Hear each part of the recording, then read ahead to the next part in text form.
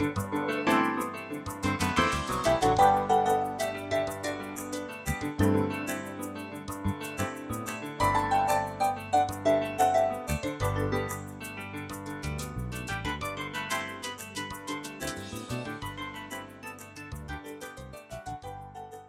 this is our problem with the headline, and as you can see, it's started to, the surface of it has just started to separate out and is looking rather horrible and ugly, and once it gets to that stage, nothing you can do about it. This is what we're going to do in a minute. We're going to take all of this headlining down in the forward cabin here. See if you can see. And as you can see, there's nothing holding it up. It's just stretched across from side to side inside this tiny track here. And I'll do a bit of video showing you what the track actually looks like.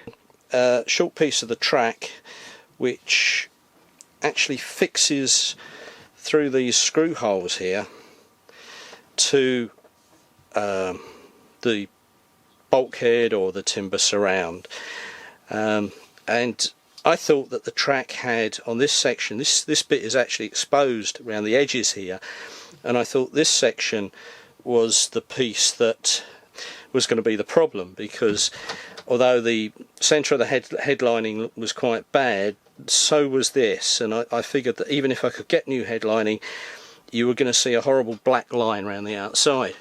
But when we took it off, we found that what they've actually done is they've run material underneath, up and over and down.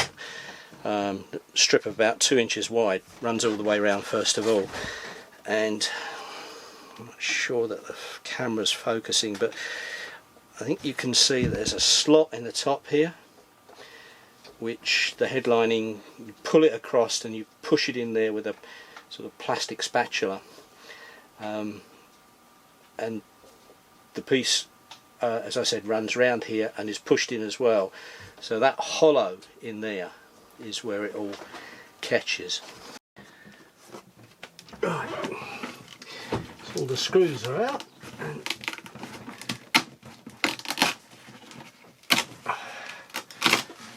once again I used ordinary steel staples.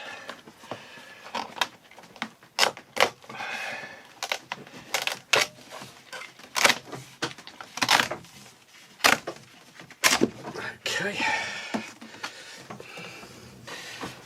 Right. So now we can see just how it fits in, hopefully.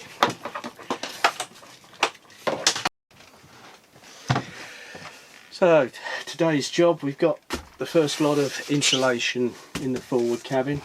We've got to clear out the forward cabin, take the rest of the plastic down, fiberglass headlinings, clean them, insulate underneath, put it all back so that as soon as the material arrives, which we hope is either tomorrow or the day after, we can refix all the track with the headlining material behind it, and then put the whole thing up just like that. We'll see. I think it's going to be fun. Well, we've managed to get on reasonably well. We've got all the deck head insulated, and we've actually got the fiberglass headlining panels which we took away and cleaned up, and the side linings all nicely cleaned up and reinstalled. It's been quite a long morning doing this lot. A lot of pushing and shoving and swearing, so we didn't film it. Well, we did, but you're not seeing it. Well, it appears to be working. As you can see, it's just a matter of pushing it into the track. Simple as that.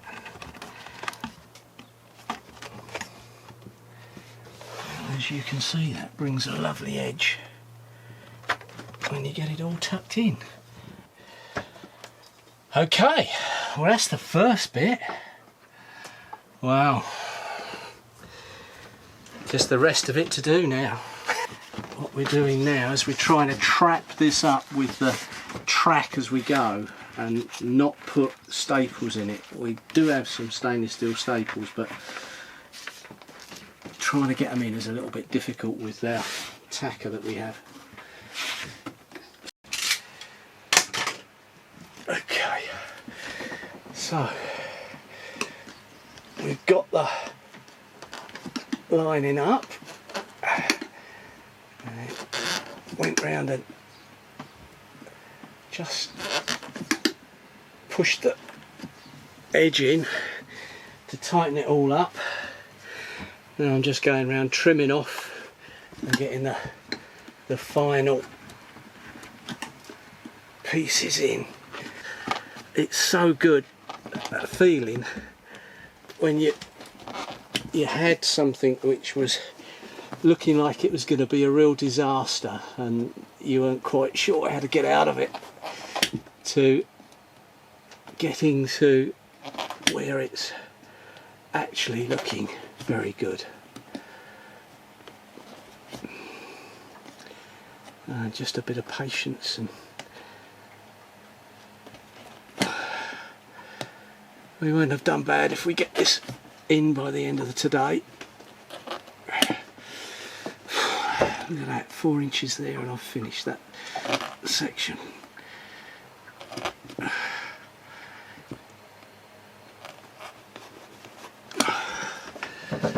you only have the arm straight?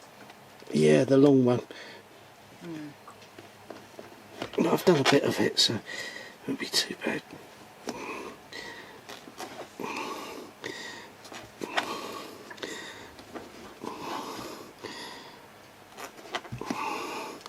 So, anybody out there with hunters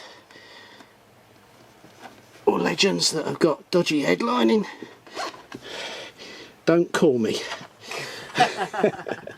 Show them your tools, Steve.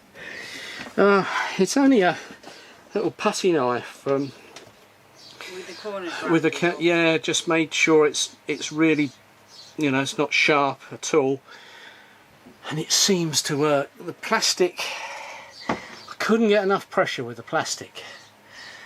I had some little plastic filling scrapers, but just couldn't get enough pressure, and it does take a lot of pressure to push it in. On just about a centimetre at the most of material, otherwise it's just too difficult to push it in, and it's frightening cutting it off. It's a bit better now we've managed to get the hatch opened up. I didn't want to cut the hatch until I'd got it well stretched, so I've only just cut that open. This is when the climate here is really not kind to you. I don't know what's worse. I've spent many years of my life working in the freezing cold, or whether that's worse than working in extremes of heat. I suppose the cold is worse. So we've actually used the foam back material, and I cut the foam away for the last 2 inches all the way round. Really, whether that's a good idea or not to use the foam back, I think it does add a little bit more weight to it, and I think we're lucky because we're going to have quite a few items just holding it up. But I think if we use this material for the next lot, we'll get it without the foam backing, if we can find someone that does it. If not, it's a pain in the neck to take the foam off. This has definitely made a whole big difference to this cabin. You know, she's a really nice boat, and the cabin was really letting it down.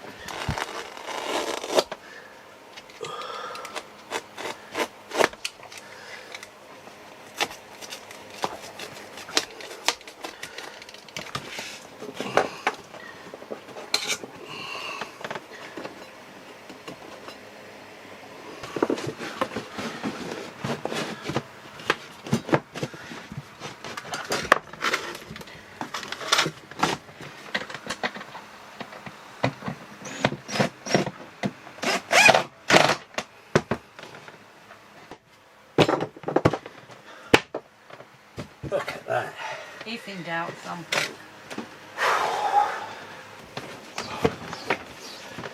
Oh, I've got to cut that back a long way yet. Difficult to pick it up on the camera, but we've got everything finished now. All the hatches back in place, all the light fixtures, the vents, and it really has made a huge difference. As you can see, stretched all the way across, not a fixing in sight. It's a very, very nice, clean way of doing a headlining, and it lasts reasonably well. If you've got one of these headlinings, I think you will get an awful lot of information and enthusiasm to tackle the job yourself. It's not difficult. You just have to do it a little bit at a time, take it easy, and I recommend not doing it when the temperatures are in excess of 40 degrees as we have here at the moment. So till the next time, take care. See you soon.